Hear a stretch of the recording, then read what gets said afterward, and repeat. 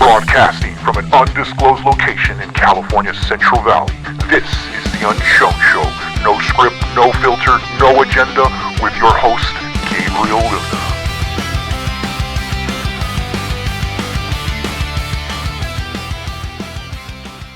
Yeah. And I am really excited to be here with you today. Gabriel, you are one in a million, really. I have to tell you how much I respect you, not just in the storage industry, but in marketing in general, and as just a great human. So I Thank you really so much. appreciate you wanting to be here and do a collab with me. I'm super excited getting to know our LinkedIn neighborhood and learning more about marketing and AI because there's a lot of buzzwords. We were talking last week about all the buzzwords in AI and marketing, and you mentioned agentic AI is the newest buzzword. What do you Yes. tell people when they ask you about that? I tell them, what do you know? Right. I think what I'm starting to see and at least understand is that everybody's level of understanding is truly all over the place.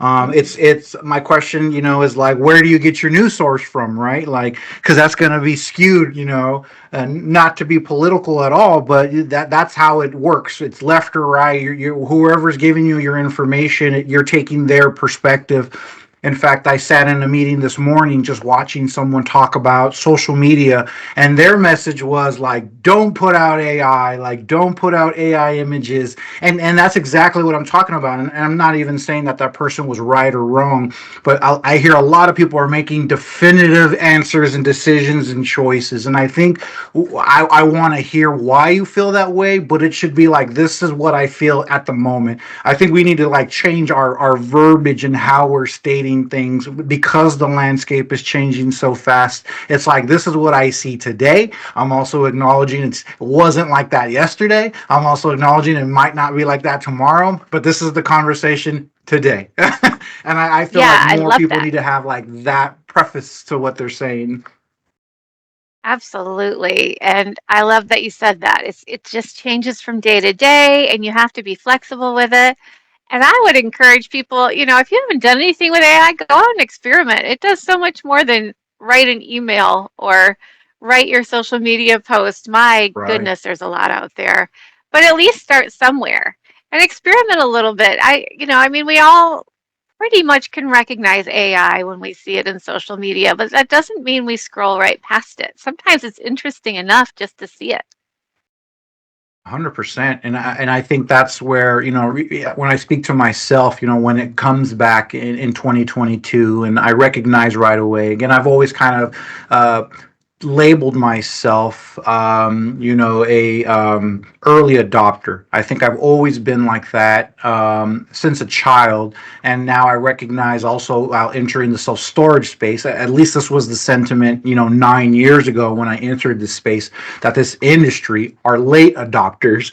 They wanted to prove it worked. They wanted 3 and 4 references to tell them it worked perfect before they were ever willing to make that investment themselves. And wow, how the industry has been turned upside down. As I just came back from the most recent ISS, it is technology haven now. Like, we couldn't get enough technology in there fast enough to talk about AI and charts and stuff. And so first and foremost, I want to acknowledge that in the 9 years that I've been in this industry, we went from we don't spend money and we're late adopters to what's the latest and greatest, I need it yesterday. How did that happen, right? I'd like to credit everyone like you and I, and the marketers and all the tech people and the vendors who have really pushed this industry forward to where it really needs to be. And I think that's really where I think our conversation continues, is that now that it's here, I myself have spent at least the past 3 years talking of very practical use cases of AI, such as let it write your email. But we're past that now, right? Like, Right. and we are at this strange crossroads where there's still a lot of of people who are in fact not even doing the email part of it. So there's still the late adopters are there, and they're almost building an anti-AI sentiment that's kind of coming along with that. And then there's those who are jumping into it and venturing into it. And is it that? Are we pushing the prompts? Is it agentic AI? Is it automation? Like, what is the next big thing? So we're seeing the industry change and get stretched, and ideologies are coming from everywhere. And are we on offense? Are we on defense? Hell, I don't even I don't know where we are. We are kind of all over, and some of us have been doing it long enough that we recognize patterns within AI, and we're like, oh, AI wrote that, right? Or some of us aren't quite there, and they're going to be left behind. There's no getting around the fact that AI is here and it's here to stay. So if you're a late adopter still, I don't need that AI stuff, that kind of thing. I know someone who's very much like that. His initials are my husband, and he is not. I just got him to put ChatGPT on his phone yesterday because he wanted to use mine, and I was like, no. Baby steps. That's my Charlie Chaplin. You have to have your own. And he just wanted to do it to look at some remodeling projects within the house. And I said, you can download the pictures, and he was like, that's really cool. He's seen me do it, but he's never done it. So sometimes it's just a little bit of experimenting to let you see that it's not bad. It's just I think of it sort of as a calculator for words instead of numbers. If you're using it for email and articles and things like that, if you just want to get started, something simple, you can start there.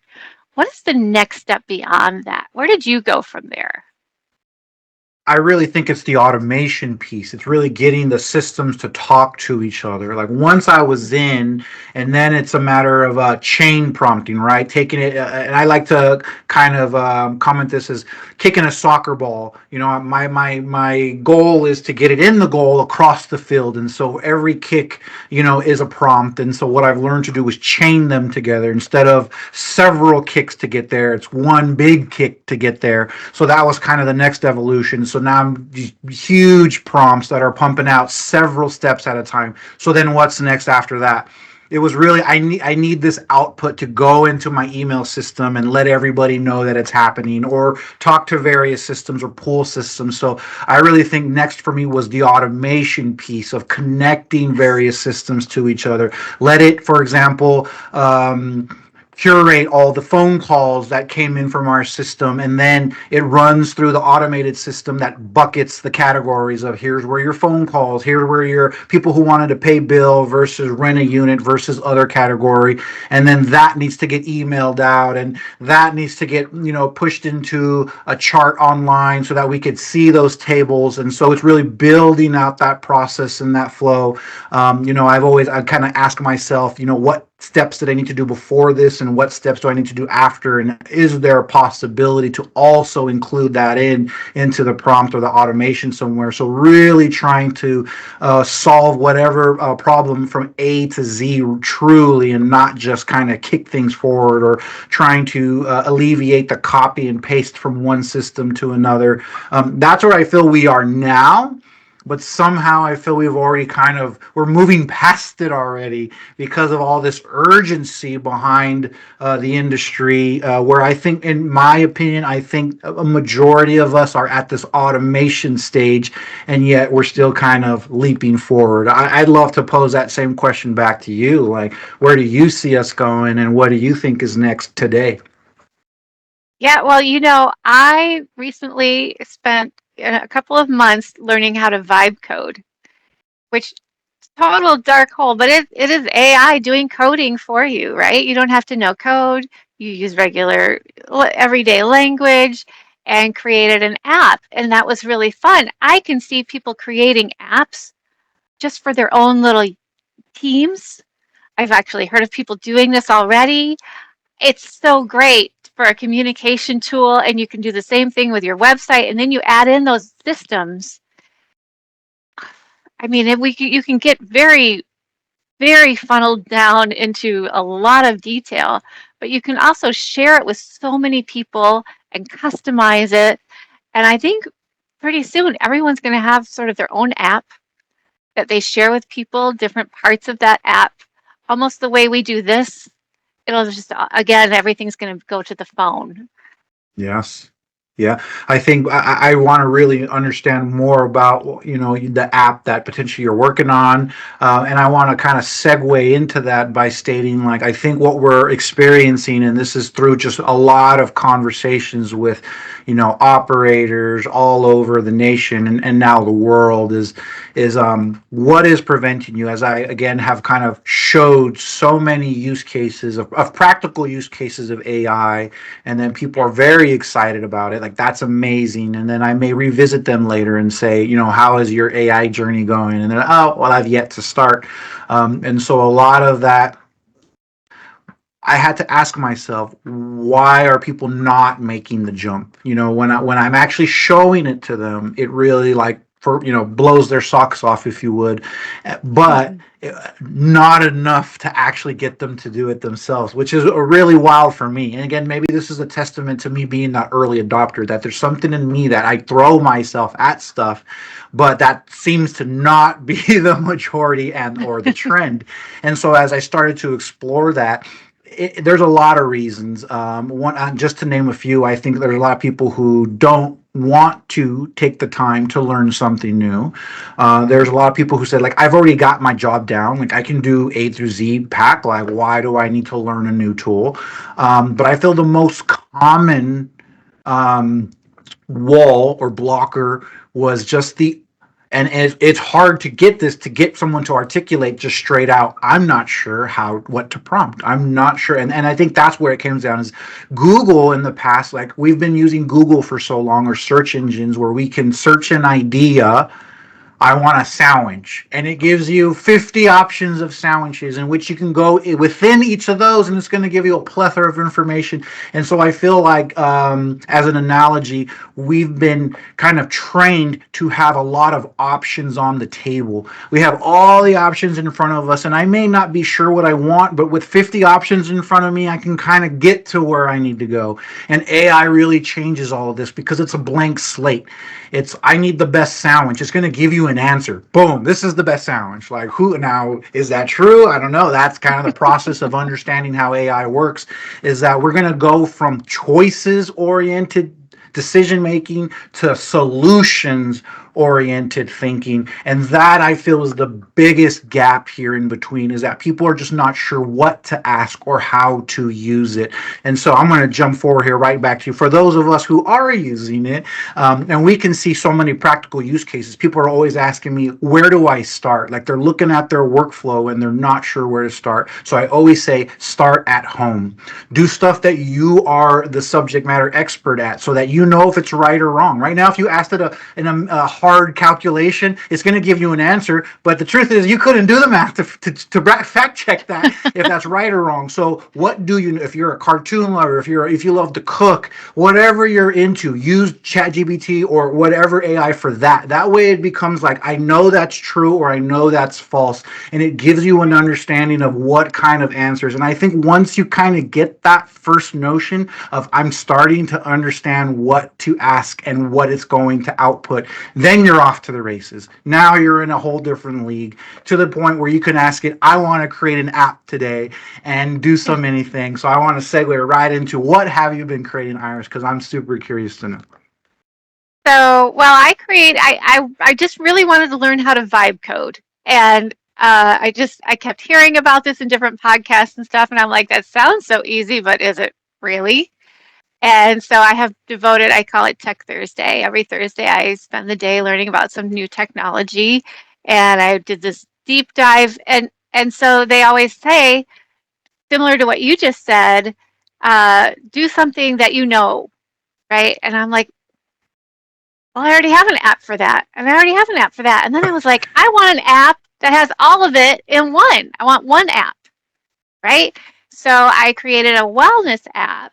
And as many people know, I am a big animal lover. I live out here in the country, and I have 2 dogs and 3 cats. that I have to keep track of. And so I realized there's really not any wellness apps that also include your pet. So when you're walking your dog, or if you're like me and you walk your cat too, and you're adding those steps, but you're also getting some time in with the animals and taking a hike, getting out in nature. And for me, I also do intermittent fasting. I put it all into one app. And I, struggled then to, I had to really stop myself was the biggest problem I had because I kept thinking of more things I wanted to put in. And I was like, all right, I got to stop at some point. There will be a phase two, but let's kind of wrap it together. And how can I make all of this make sense with the journaling and daily schedules and really keeping a focus? I like to meditate. I noticed you mentioned that today in your LinkedIn posts. I'm very big on that. So I wanted something that got people to kind of start thinking about how all these things tie together for their day to help them focus, help them kind of get unstuck.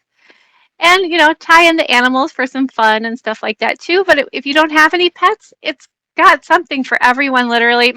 Probably my favorite part of the whole app is the AI kitchen. And that is where you can take pictures of what's in your refrigerator, your grocery haul, your pantry, whatever it is, and it saves them for you. And you say, hey, I want to make dinner. I want a crock pot meal. I want it to be vegan. And it will come up with several different recipes for you. If you don't like it, just hit regenerate. And That's awesome. so that is my favorite. And I have used it a lot. It will also save so when you have leftovers. And mind you, I don't know anything about coding. I just talked into it and said, I want to do this. Can we do that? And I combined some help with ChatGPT to help me make prompts that would be better. And now I spend less on groceries because we're throwing less food away. That's So awesome. all of those things have just it's all tied together. It's very exciting. It lights me up. And just learning something new has been really cool. I have a friend whose dad used to work with my dad in technology and computer vision systems. And we turned him onto it. He's in his 80s. He's still out there applying for jobs. And he was like, you have given me new life with this. Like, he is enjoying just learning how this all works and how cool, what a long way we've come in the 50, 60 years he's been in the tech industry. It's been Yes. really cool. So once again, when I talk to people about AI, and just start with something. If you're asking someone else to use their chat GPT, you have a way in to get started and learn. And even yesterday, like my husband taking pictures of the area he wants to remodel, he's like, oh, and I could see him thinking it through. I got to give it a different prompt. I have to word that a little differently. It gets the Yeah. details wrong. He literally had never used ChatGPT. It was his first time, and it was fun to watch him do it. And I thought, oh, that's beautiful, because it is where people start and struggle. And after you've been using it for as many years as you and I have, you kind of forget. And I think that's where people really need to find something where you go, how could I use that? Or you're talking to someone else who uses it all the time, and Yes. you say, how do you use it? Come on out and try it. Give it a shot. Write Yes. write a letter, write an email, write a journal just where you're writing to yourself, and ChatGPT will get to know you and how you write, That's and you'll get awesome. even better answers. And so, have you tried vibe coding, Gabriel? I have, and now I want to pause before I continue, and for those who are watching, those who may not be familiar with Vibe, I wanted to kind of talk to you prior to you said what is Vibe. So before you're diving into Vibe coding and everything you described, what did you think Vibe coding was? What did you learn Vibe coding is to define it for all? And then how are you, now kind of when you kind of already articulated the app. So I just kind of wanted you to walk through that as well for those who are not familiar with what vibe coding is. Oh yeah, so vibe coding, that's true. I've already only been doing it for a few months and I already forgot the very first part that no one knows what's vibe coding. It's literally an AI program that lets you type or speak into the program and tell them what you want. You can give it a URL of a vibe of a website that you'd like to emulate. It's not a copy. You're not copying anyone. Don't do that. But you can say, I like this aesthetic. I would like Yes. something along those lines. And I like this piece. Can you add that in? And you can give it screenshots.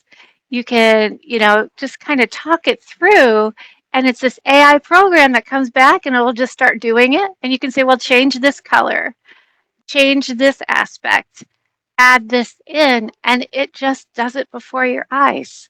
It is an amazing thing. And I kept hearing about it and how easy it was. And I was like, you know what? I'm just going to open it up and look at it and see, get under the hood, right? What's this about? And I'm hooked. It's just my new hobby.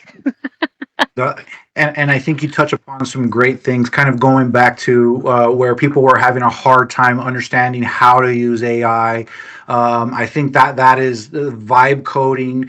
It works in the function. So there's a lot of pieces I want to pull apart. Vibe coding is where you can really talk to it.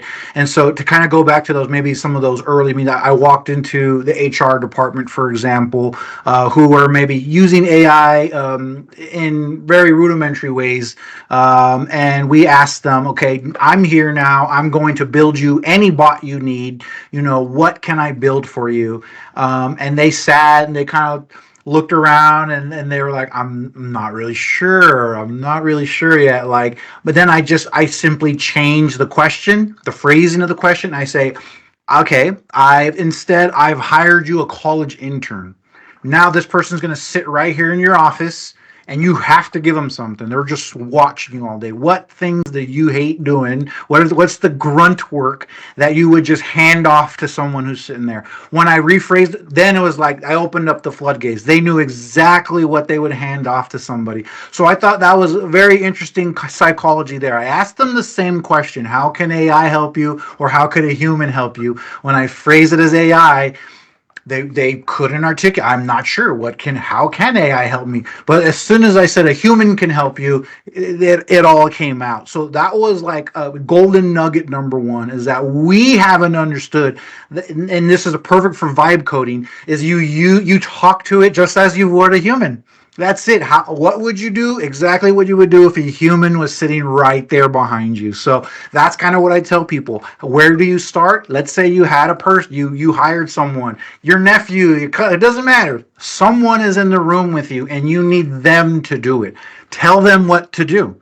Tell them, I need this. I want this Excel spreadsheet. I need the totals. I need you to color code it. Just tell them what you want and let that person do it. That's how you should be kind of treating your bot. And the vibe coding part to it is that we're no longer typing. When people think prompts, you think you're sitting in there typing this all out. Here in front of me, it's hard to see. Maybe I have my snowball microphone, and no longer I don't type anything, right? There's a microphone button in most of the AI apps where you can click it and it hears you. So no longer am I typing. I'm having conversations just as I'm talking to the camera now, to my AI, say, run that report, make sure you get the totals, summarize what happened, and prepare that draft email to my boss, with examples. That's the whole chain vibe prompt that just happened. We did several things, which is the chain. I talked it into existence, which is the vibe. And then ideally that's hitting multiple systems, and that would be the automation component to all of that.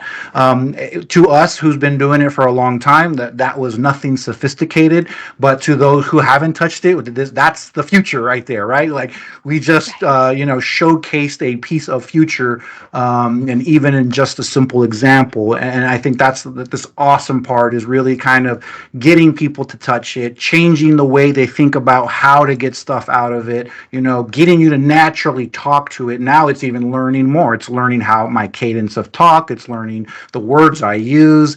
Every time I'm trying to get it to make my app for me, it is also training itself on how to write that email, because it's learning how I speak. So all these wonderful nuggets, thank you, you're bringing to us.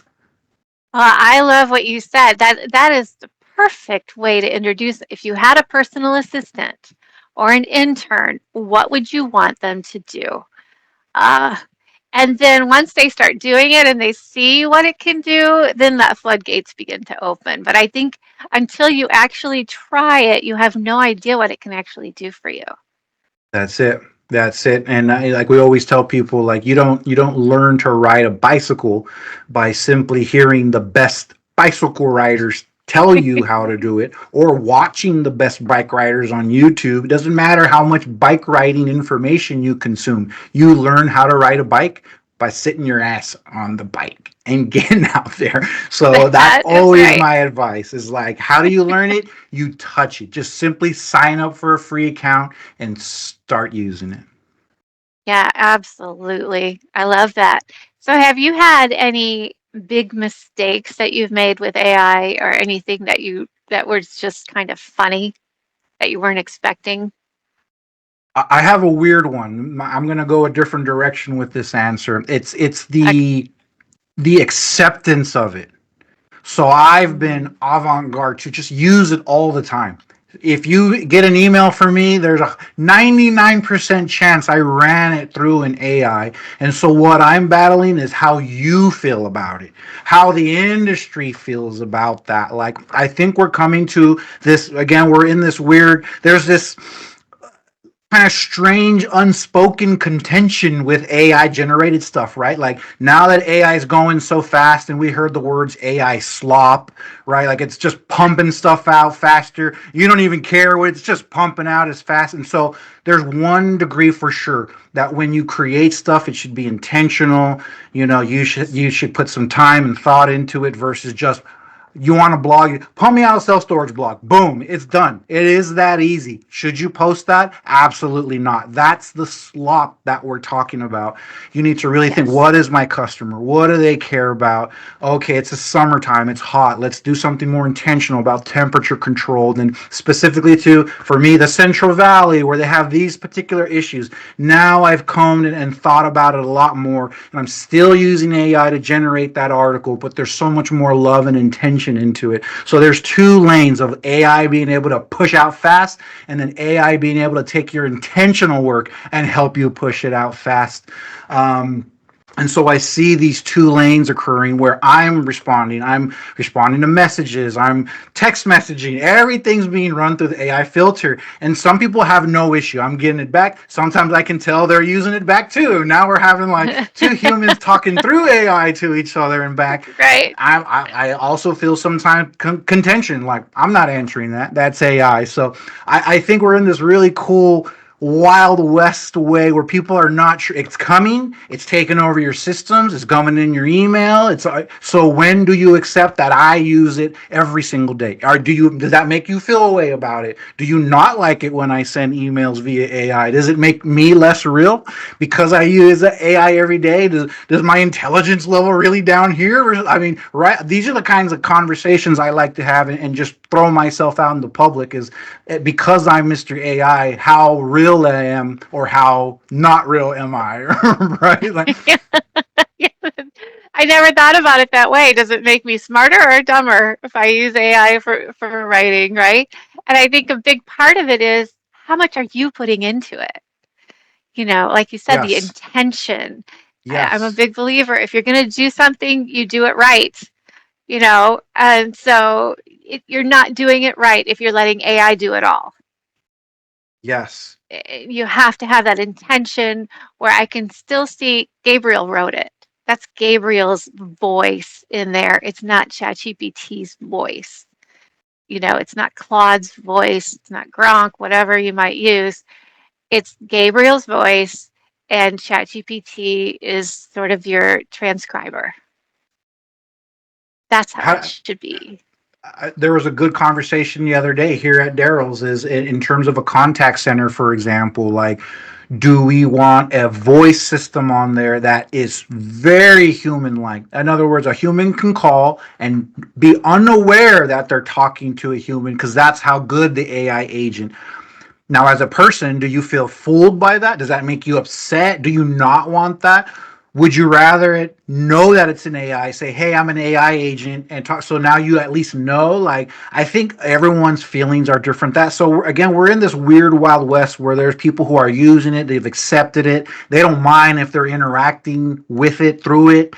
Then there's those who are not so akin to it for whatever reason. And the more the AI slop and that message comes out, I feel like there's this wall being built now between that two, where I don't accept it. It's not. It's AI, a real person. But that was my love and intention. I spent hours on that through. Like, so does that discredit my work? I've had people on my LinkedIn. I'll share AI experiments and stuff, and quote unquote real artists, and I'm talking about people who hand paint, will send me messages and actually send, like, I don't even know these people. They're strangers.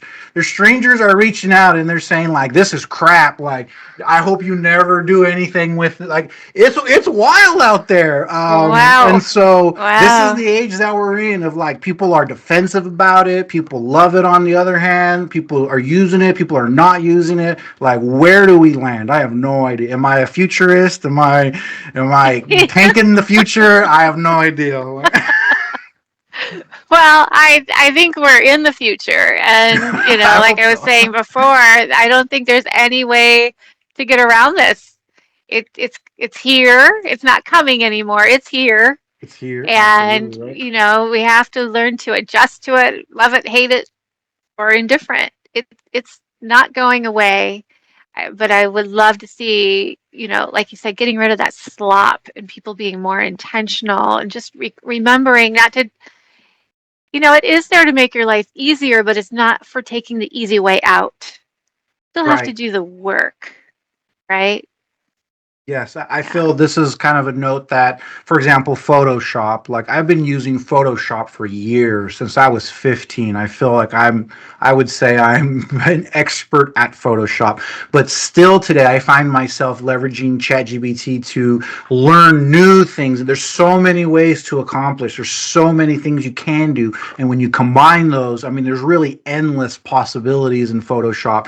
And even though I've been using it professionally for, gosh, 20 plus years now, there's still things I'm learning in it. Now, the cool part is that I can use AI because I know how to use Photoshop. If ChatGPT went down today, I could still open Photoshop and get stuff done. Where I'm concerned for our future, I speak of our children, right, is like that they may never take the time to actually learn some of these things. I agree with you. It's to help you make your job easier. So if you can already write that email, if you could already do that brief, if you could already run those calculations, then you should absolutely be using GBT, because you could do it. Let's just go fast and get it done. If you can't do it, then I'm imploring you to learn how to do it first, so that if and Yes. when the system goes down, like, then you go down too, right? Like, if you don't know how to do anything Right. because ChatGPT is doing everything for you, guess what? You get thrown into the Stone Age just as well when its servers go down. Like, Yes. And if you're using ChatGPT, like we said earlier, as your personal assistant or your intern, you're still the boss, right? You have to know how these things work in order to train it to do what you want it to do.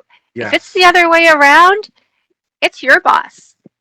It's telling you how to do things and you don't know if it's right. There's still issues with hallucinations and that kind of thing with AI. We didn't yes, even touch on that.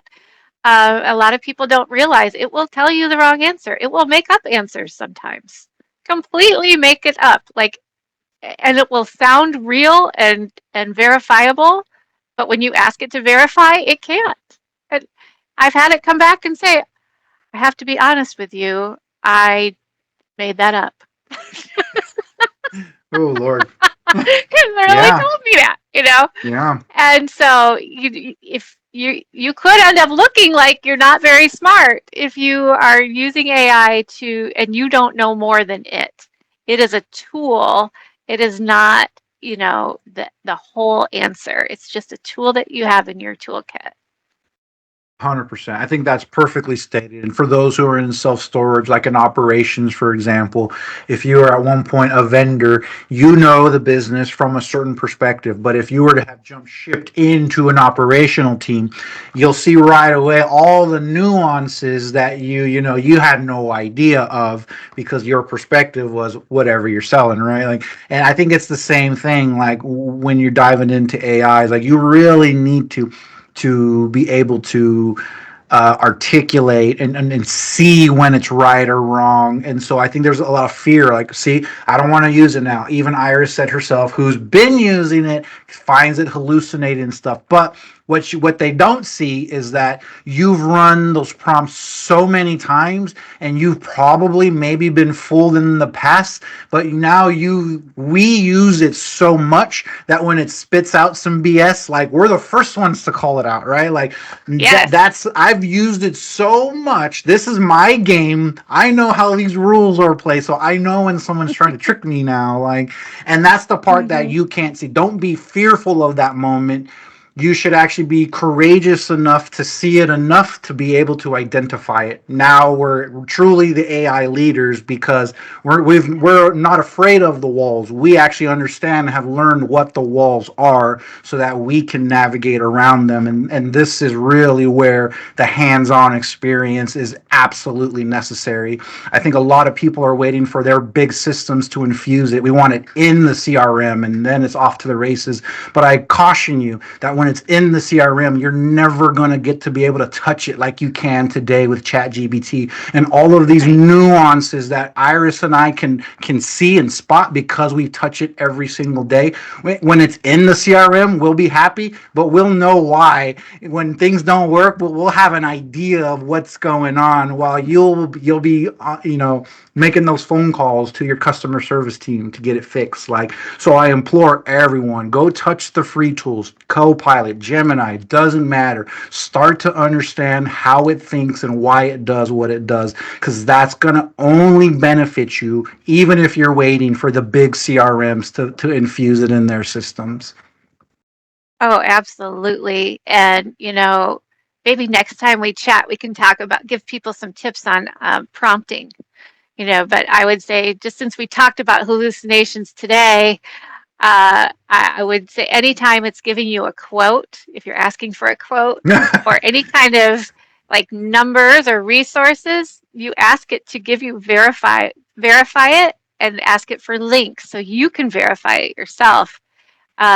Because if you don't, somebody else might look it up and call you out, and that's going to be very embarrassing. Yes, verify, verify, verify everything. Please read. If you throw something to ChatGPT to like read for you and summarize, please read it at least once yourself. Like Oh I've had it gosh, many, yes. even today, as of this morning, I had it summarize a report and spit out responses.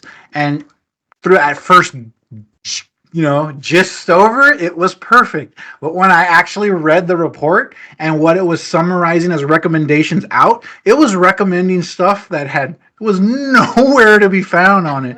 And I said, wait, why are you Wow. making these recommendations? And it was like, oh, we were just generally speaking, just Right. generally speaking about the topic.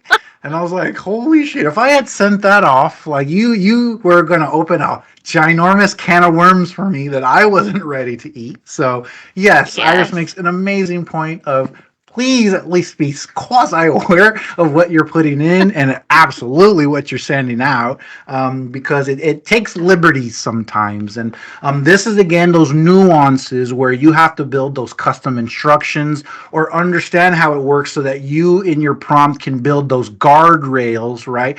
Now, when I'm running reports, I have in my custom instructions for that bot to say, you double check every number every time. Like, every time you output an answer, I want the next line to be, and I've double checked this to be true. Like, because I swear to God, if I send one thing out wrong, like, I'm going to fire you first after I'm fired, and we're all going to be fired. Um, and so, yes, like, double check your work, please. Yeah, exactly. And that again, it all circles back, like you were saying before.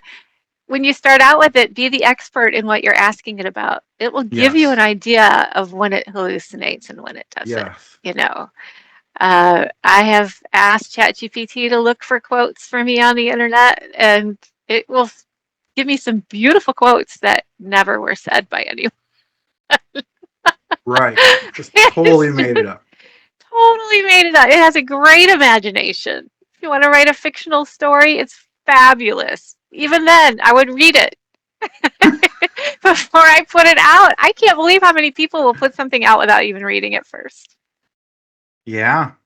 Yeah. I was on a Um, call once with a customer service representative chatting online, and she returned my chat and forgot to delete the what you know how sometimes in ChatGPT it will say, um, "Got it. Let's give her an answer," and then gives the yes. answer. She forgot to delete the ChatGPT commentary part.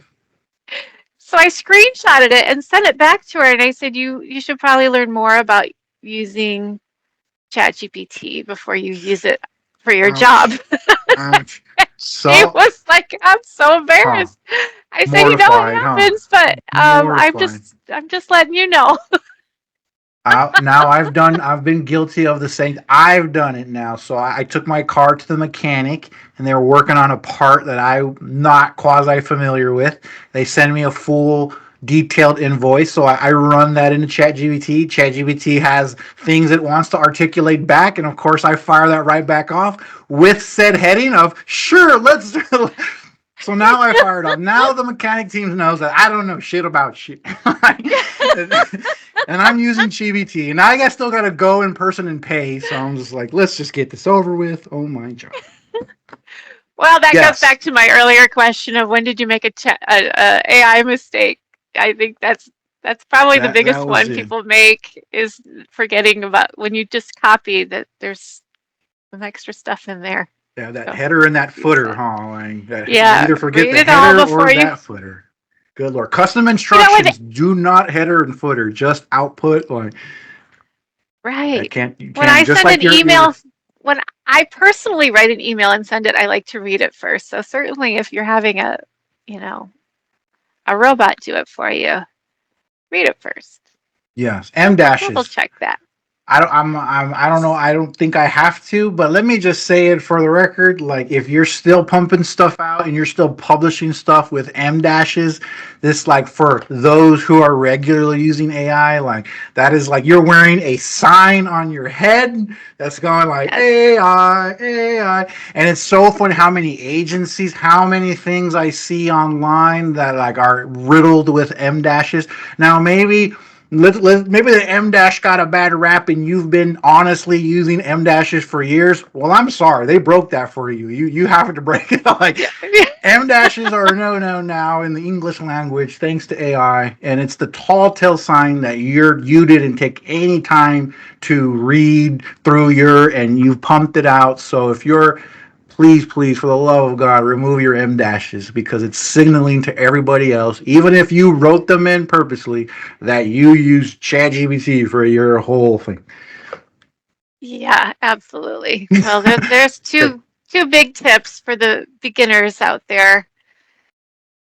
Yes. Always read it and get rid of the M dashes, please. And Please. let's move up to our advanced users. What nuggets would you and I have for someone who is using it? Who is past those? They're not M dashing anymore, and then they know how to use this. What tips do we have for these folks? I would say I love what you said earlier about putting systems together.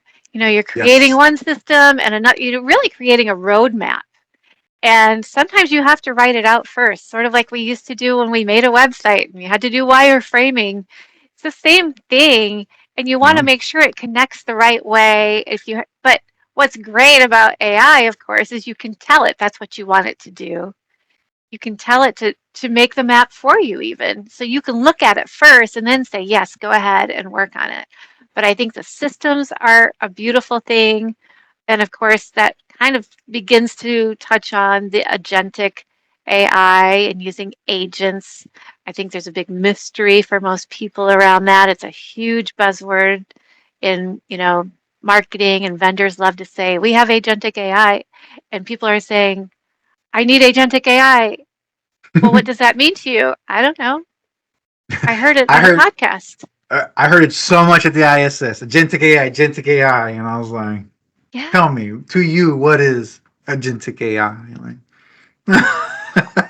Did most people even know? I would say less than 50%. But like you said, they know they wanted it. They know they Right. needed it. They weren't sure necessarily why, but they knew it. So I'll turn your question back to you and say, for the more advanced user, where would you say they start, or something new they could do? Challenge them. I think it's finding new cases, right? Like to continue to explore the uses of it. Because there's so many ways, there's so many things we can connect. Like when we first started, it was all about the what do they call, like the widget, the plugins, right? Like now no one's kind of using those anymore, but they're still there and they're still making really great ones. So there's still a lot of stuff there to explore. Again, I think the automated systems is really the next thing. If you can get your output to get fired off through Outlook to someone, like you've done an amazing job, and that should really be your next thing. I really think that a lot of it is now for those who are really using it. Like, I think our next job is really to usher in the culture shift within the companies. Like, I think when I talk to a variety of people, it seems like they're the ones that are doing it within their company. It's not the company that's doing it unless they're an AI company. So, like myself, it takes someone who really knows and cares and loves this to go into every department and have those conversations. And like we said, everything here today, get people past their barriers to, touch it and get them access to it, get them thinking about it. Like that really takes a lot of hand holding to get everybody up to par. I start with your executive team, really have those conversations based around, time and money savings and really practical use cases for every department, because I think the real mission for those who are in love with AI like me, can I go as far as saying that? Sure, why not?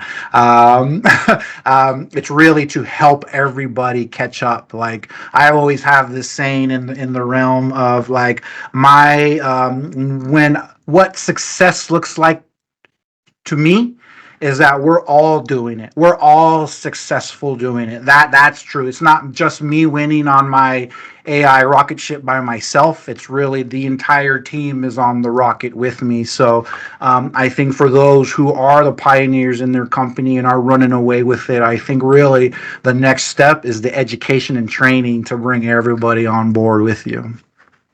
I love that. Absolutely. Bring the whole team.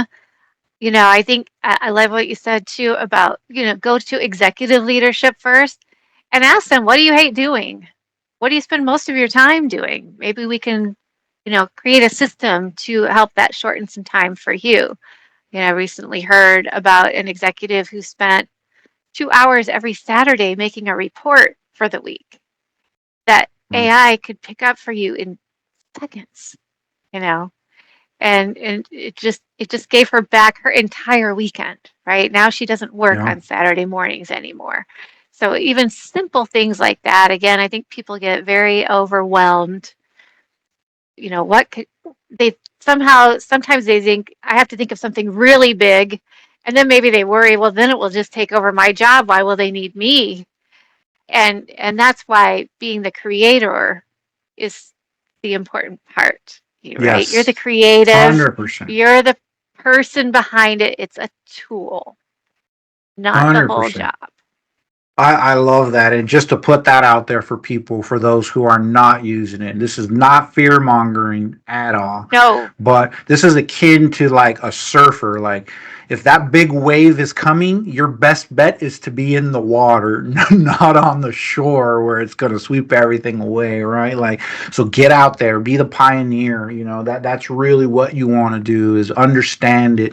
I always tell my joke of some of my very first prompts were, are you going to take my job? It said yes. I said, what should I do? It said, learn to use a tool, learn to paint, learn to cook, use your hands quick. And then my third Oh, question was, okay, let's pretend I do want to stay in marketing. What should I do? And it said something akin to, well, like somebody's still got to turn the machine on, right? Like, so be that person, like be so pioneer at it that you are the one human the AI trusts to turn it on at the beginning of the day, and spin in your chair. So that's kind of what I'm set out to do anyway, is to be that person. and I have no doubt that you are that person. I mean, you obviously have been a pioneer in AI. I've always enjoyed your posts. You actually helped me become more interested in AI, and I'm sure you've done that for a lot of people, not just me. Awesome. Well, thank you very much. I appreciate that. I really do. I enjoy it because it really is making my life easier, even at home. Again, as I tell people to use it at home, I'm probably guilty of using ChatGPT every day now, whether it be for professional or for personal. Like you said, with meals, I have it helping me, all kinds of stuff. Here's a question to explore that. What's one thing you're using ChatGPT for, like non-business? That's like a stupid pet trick for your ChatGPT. I have plenty, and I'm sure you have some too. Well, since you said stupid pet trick, I have actually used it quite a bit to help me with my dogs Oh, awesome! and dog training. I ask it questions. It knows to the point where I just have to say the name of my pet and it knows which one I'm talking about. So when I say Benny, it knows it's Great Pyrenees, and his personality is different than a border collie, Joan of Bark. That is And awesome. so I can say how much exercise does this dog need versus this dog, and then of course I took some of that and put it into the app that I created. So now I find myself using sort of ChatGPT through the app in a way. I use the app more than anything else. That's helping Yeah. me make my meals, helping me make those decisions about how much time do I have to spend walking a border collie versus a Great Pyrenees. It is different. How often do they need to be brushed or something like that? So there's just like a simple kind of dumb thing, but it becomes the expert that I can go to and ask simple questions. If they're acting weird or something, and I can't get a hold of my vet because it's 2 o'clock in the morning. And not that I don't double check it, because again, it could hallucinate. But Yes. I can say, that's I've had it tell me, Iris, you don't need to worry about that. That's a normal thing. I've even cross-referenced between Gemini and ChatGPT, and I have found that Gemini is much more conservative in its answers. Have you found that? Oh, yeah. And to the point that ChatGPT told me Gemini overreacts. It's like talking to your mom and dad and going to them with a I love question. that. They overreact. You're okay. Don't worry about it. You'll be fine until morning. And it cracks me up. I also inadvertently taught ChatGPT to swear. Like it really feels like a friend Yeah, now. yeah. We're very friendly. We just, some days I get a little frustrated. It Yeah, comes back. yeah. What about you? I think oh, I loved all of that you said. First and foremost, I do. I run, if I have one prompt, I'll copy and paste it into like several of them. I'll throw it into Perplexity, Hmm. throw it into Claude, throw it in Gemini, just to see 4 or 5 different outputs all lined up. I kind of do that once in a while, even especially with image generation, just to again Yeah. in this journey of knowing and being able to articulate the differences between them. I'm running that gambit all the time just to see. And I would say actually love to run an image out of GBT and then take that same image and run it into Copilot and then run that output and run Nice. it into and I have it run through several AIs and to get this, you know, piece of art that has been morphed into something I could, not fathom 4 steps ago. So I like to run it through different things.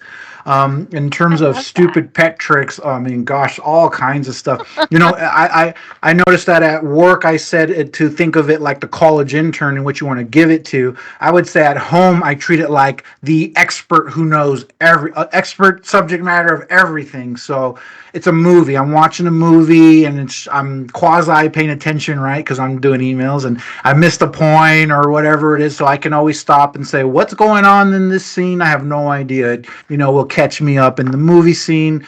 I've done things much akin to you where I take a picture again of my refrigerator ingredients and say, here's my less than inspiring ingredients. What can I make? And it will pull something out that I never saw. Gosh, what else? I have it. I can. Here's a cool one for all of us.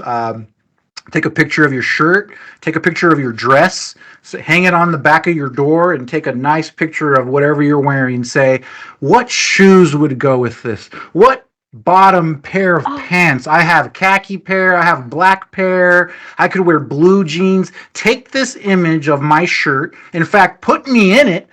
I run a couple of pictures of myself, and I can actually have a lookbook, if you would, in the shirt with a variety of colored pants and shoes on, and so I can visually see myself, akin to putting them on and trying it in the mirror.